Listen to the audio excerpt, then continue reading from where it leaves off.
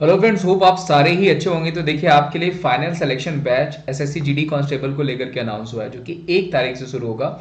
मेरा भी इसमें क्लास है, आप देख सकते हैं। विमलेश यादव, बाकी अदर जो एजुकेटर हैं उनकी भी क्लासेस हैं। लेकिन 1 तारीख से स्टार्ट हो जाएगा आपका। 20 जनवरी तक ये बैच कोर्स चलना है। बहुत ही अच्छे अच्छे जो है कि इसमें क्वेश्चंस लिए जाएंगे। एकदम रिजल्ट ओरिएंटेड कोर्स होगा। सारे एजुकेटर्स आपको इंग्लिश भी पढ़ाएंगे, मैथ्स के भी, रीजनिंग के, प्लस जीके और जीए मैं पढ़ाऊंगा। तो मैं आपसे ये कहूंगा कि अगर आप प्रिपरेशन कर रहे हैं तो आप जल्दी से इस पूरे कोर्स में एनरोल कर लीजिए। अगर आपको प्लस सब्सक्रिप्शन लेना है तो आपको विमलेस@14 कोड देना, टाइप करना होगा, जिससे आपको 10% का ऑफ हो जाएगा। और मैं आपको बताऊं, सिर्फ 799 रुपीज़ का ये जो है बैच इस बार लॉन्च किया गया, जिसमें आपको ई बुक्स भी दिए जाएंगे। 120 घंटे का जो है इंटेंसिव कोर्सेज क्लासेस होंगे, कि क्विक कवरेज ऑफ सिलेबस होगा, प्लस मैं आपको उसके अलावा रिवीजन क्लासेस भी कराऊंगा। तो मैं आपको यही कहूंगा कि इस एसएससी जीडी बैच में आप इनरोल कर लें, जल्दी से इसका सब्सक्रिप्शन ले लें। मात्र 799 रुपीज़ का है। तो मैं यही कहूंगा, जल्दी से इसका सब्सक्रिप्शन लेकर के इस बैच कोर्स का फायदा उठाएं। चलिए। नमस्कार, स्वागत है आप सभी का शिक्षा सिटी के इस यूट्यूब चैनल में। दोस्तों, आज के इस वीडियो में हम कंप्यूटर से रिलेटेड 25 महत्वपूर्ण प्रश्नों को कवर करेंगे। दोस्तों, ये जो 25 प्रश्न हम आप तक पहुंचाएंगे, ये मोस्ट इम्पॉर्टेंट और बहुत ही ज़्यादा टफ प्रश्न होंगे जो आजकल की परीक्षाओं में पूछे जा रहे हैं कंप्यूटर से जुड़े हुए। तो आइए वीडियो को शुरू करते हैं और देख लेते हैं कौन कौन से इम्पॉर्टेंट 25 प्रश्नों को इस वीडियो में सम्मिलित किया गया है। तो आइए वीडियो को स्टार्ट करते हैं। पहला प्रश्न आज का हमारा है, कंप्यूटर की घड़ी की स्पीड की गणना किस में की जाती है? Most important. तो इस प्रश्न का राइट आंसर हमारा है ऑप्शन सी, यानी मेगा हर्ट्स में जो कंप्यूटर की घड़ी की स्पीड है उसकी गणना की जाती है। तो ऑप्शन सी इसका बिल्कुल सही है। साथियों, अब एग्जाम का जो पैटर्न है आपने देखा होगा काफ़ी चेंज हो चुका है। अब जो भी क्वेश्चन पेपर अब आ रहे हैं किसी भी एग्जाम्स के, उनमें काफ़ी अच्छे लेवल के प्रश्न पूछे जा रहे हैं। तो इसी को देखते हुए जो कंप्यूटर के टॉप इम्पॉर्टेंट और जो कठिन प्रश्न बन सकते थे, उन सभी को मैंने इस वीडियो में सम्मिलित किया हुआ है। तो अगर आपको वीडियो अच्छा लगे तो इस वीडियो को लाइक, शेयर और हमारे चैनल को सब्सक्राइब भी जरूर कीजिएगा। तो आइए वीडियो में और आगे बढ़ते हैं। दूसरा प्रश्न आज का हमारा है, वर्ड में इंसर्शन पॉइंट क्या निर्दिष्ट करता है? यानी मतलब जो माइक्रोसॉफ्ट वर्ड होता है उसमें जो इंसर्ट का पॉइंट होता है, आपको बताना है कि वह क्या बताता है, यानी क्या निर्दिष्ट करता है। तो इस प्रश्न का राइट आंसर हमारा है, जहां टेक्स्ट एंटर, यानी जहां पे आपको लिखना है, एंटर किया जाएगा, उसको निर्देशित करता है, उसको निर्दिष्ट करता है। जो इंसर्शन पॉइंट यानी जो इंसर्ट पॉइंट दिखाता है माइक्रोसॉफ्ट वर्ड में, वह किसको मतलब निर्दिष्ट करता है? तो जहां टेक्स्ट यानी जहां पे आपको लिखना है, जहां टेक्स्ट आपको एंटर करना है, उसको निर्दिष्ट करता है। अगला प्रश्न हमारा है, देरी से बचने के लिए अगले डाटा या इंस्ट्रक्शन को प्रोसेस करने के लिए स्टोरेज स्पेस को हम क्या कहते हैं?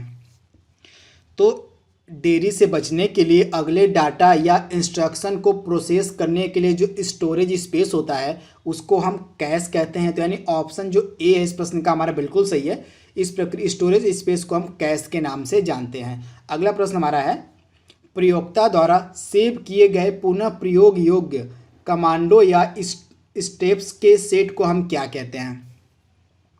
तो आपसे पूछा जा रहा है कि जो प्रयोक्ता होता है उसके द्वारा सेव किए गए पुनः प्रयोग योग्य कमांडो या स्टेप्स के सेट को क्या कहते हैं? तो इस प्रश्न का राइट आंसर हो जाएगा हमारा ऑप्शन ए, मैक्रो कहते हैं। तो आप इसे याद रखिएगा, इसको हम मैक्रो के नाम से जानते हैं।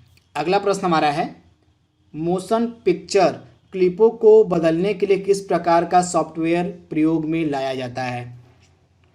तो मोशन पिक्चर क्लिपों को बदलने के लिए जो सॉफ्टवेयर प्रयोग में लाया जाता है उसको हम कहते हैं वीडियो एडिटिंग। यानी ऑप्शन जो बी है इस प्रश्न का हमारा बिल्कुल सही है।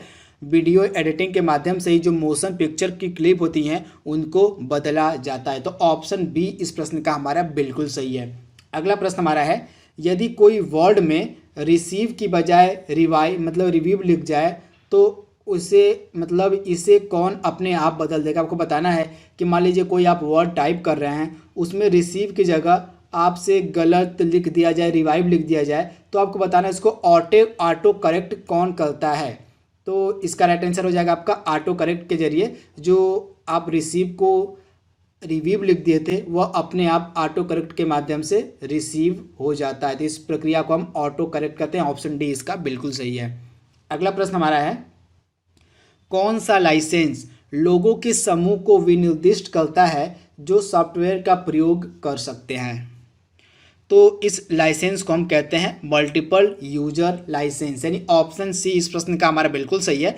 मल्टीपल यूजर लाइसेंस जो होता है वह लोगों को विनिर्दिष्ट करता है किसी भी सॉफ्टवेयर के प्रयोग करने के लिए, किसी भी सॉफ्टवेयर का इस्तेमाल करने के लिए। तो ऑप्शन सी इस प्रश्न का हमारा बिल्कुल सही है, मल्टीपल यूजर लाइसेंस। अगला प्रश्न हमारा है, बहुत से पीसी यानी कि जो पर्सनल कंप्यूटर्स होते हैं, वर्क स्टेशंस और अन्य कंप्यूटरों के लिए डाटा और प्रोग्राम्स के कलेक्शन होल्ड करने वाला सेंट्रल कंप्यूटर क्या कहलाता है? तो इस प्रश्न का राइट आंसर हो जाएगा हमारा ऑप्शन डी, सर्वर उसको कहते हैं। उस सेंट्रल कंप्यूटर को हम सर्वर कहते हैं जिसके माध्यम से बहुत से पीसी, वर्क स्टेशंस व अन्य कंप्यूटरों के लिए डाटा और प्रोग्राम का कलेक्शन होल्ड किया जाता है। तो ऑप्शन डी इसका बिल्कुल सही है, सर्वर इसका राइट आंसर है, आप इसे याद रखिएगा। अगला प्रश्न हमारा है, निम्न में से कौन गणना वाले अंकों या शब्दों को दिखाता है जो जिन मूल्यों पर यह निर्भर होता है उनके बदलने पर बदल जाता है? तो इसका राइट आंसर हो जाएगा ऑप्शन बी, फील्ड्स। इसको हम फील्ड्स कहते हैं, मतलब फील्ड्स की गणना वाले जो अंक या शब्द होते हैं उनको फील्ड्स में यह दिखाया जाता है।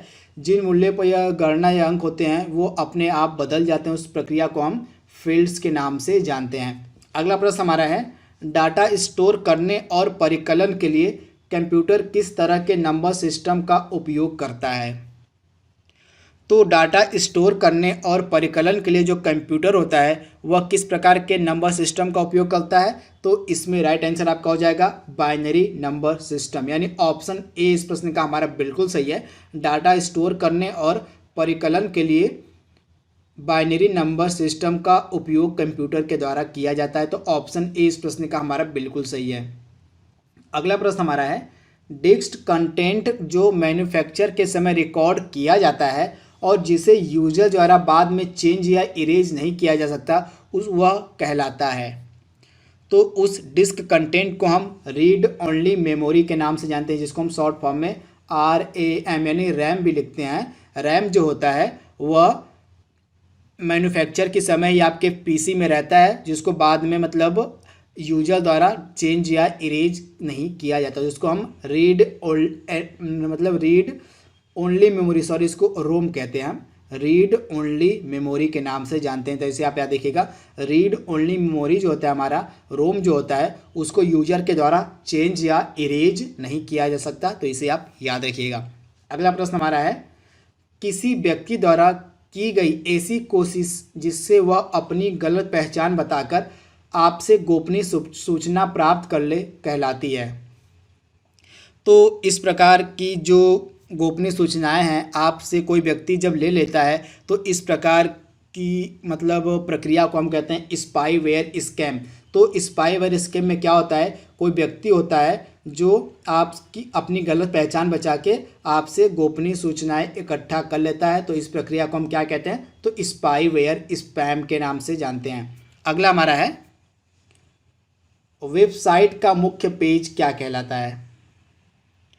तो वेबसाइट का जो मुख्य पेज होता है उसको हम होम पेज के नाम से जानते हैं। तो ऑप्शन ए इस प्रश्न का हमारा बिल्कुल सही है। जो वेबसाइट का मुख्य पेज होता है उसको हम होम पेज के नाम से जानते हैं। तो ऑप्शन ए इस प्रश्न का हमारा बिल्कुल सही है। अगला प्रश्न हमारा है, मल्टीपल प्रोसेसरों द्वारा दो या अधिक प्रोग्रामों का साथ साथ प्रोसेसिंग क्या कहलाता है? तो प्रश्न में क्या पूछा जा रहा है, तो मल्टीपल प्रोसेसरों के द्वारा दो या दो से अधिक प्रोग्रामों का साथ साथ प्रोसेसिंग क्या कहलाता है? तो इस प्रश्न का राइट आंसर हो जाएगा हमारा टाइम शेयरिंग। मतलब टाइम शेयरिंग इसको कहते हैं जब मल्टीपल प्रोसेसरों के द्वारा दो या दो से अधिक प्रोग्रामों को एक साथ रन किया जाता है, उसको हम टाइम शेयरिंग कहते हैं। अगला प्रश्न हमारा है, कंप्यूटर से पढ़े जाने वाले अलग अलग लंबाई चौड़ाई की लाइन वाले कोड को हम क्या कहते हैं? तो इस प्रश्न का राइट आंसर हमारा है ऑप्शन डी, उसको हम बार कोड के नाम से जानते हैं। कंप्यूटर से पढ़े जाने वाले अलग अलग लंबाई चौड़ाई की लाइनों वाले कोड को हम क्या कहते हैं? तो उसको हम बार कोड के नाम से जानते हैं। तो ऑप्शन जो सी है इस प्रश्न का हमारा बिल्कुल सही है। दोस्तों आप देख रहे हैं जो कंप्यूटर के सभी प्रश्न हैं ये मोस्ट इम्पॉर्टेंट आपको देख के लग रहा हो कि इस भी मतलब काफ़ी टफ प्रश्न है जो कंप्यूटर से रिलेटेड है। लगभग अब इसी प्रकार के प्रश्न जो हैं लगातार एग्जाम्स में पूछे जा रहे हैं, तो इन प्रश्नों का बिल्कुल ध्यान से देखिएगा। लगभग इसी तरह के सेम टू सेम प्रश्न आपके एग्जाम में अब पूछे जा रहे हैं कंप्यूटर से जुड़े हुए। अगला प्रश्न हमारा है, कंप्यूटर बंद होने पर कहाँ के कंटेंट्स निकल सकते हैं? तो कंप्यूटर बंद होने पर कहाँ से कंटेंट्स निकल सकते हैं? तो इसका राइट आंसर हो जाएगा मेमोरी से। तो ऑप्शन जो डी है इस प्रश्न का हमारा बिल्कुल सही है, आप इसे याद रखिएगा।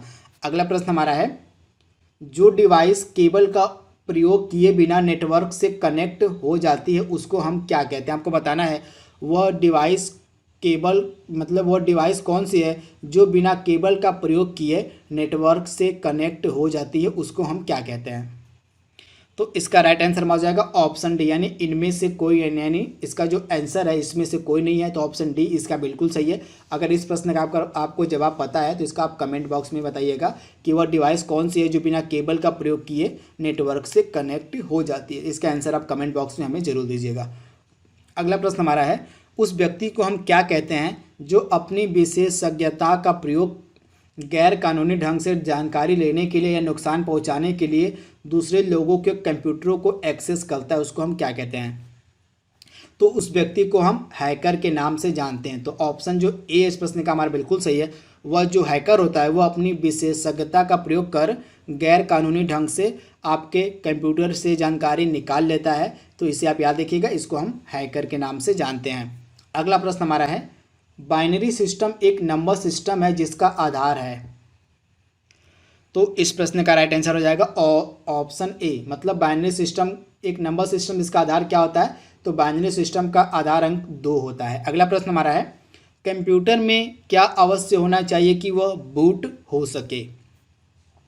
तो 20वां प्रश्न हमारा क्या कह रहा है, आपसे पूछा जा रहा है कि कंप्यूटर में किस चीज़ की आवश्यकता होती है अगर उसको बूट करना हो तो ऑपरेटिंग सिस्टम रहेगा तभी कंप्यूटर आपका बूट कर पाएगा। तो ऑप्शन जो सी इस प्रश्न का हमारा बिल्कुल सही है, ऑपरेटिंग सिस्टम।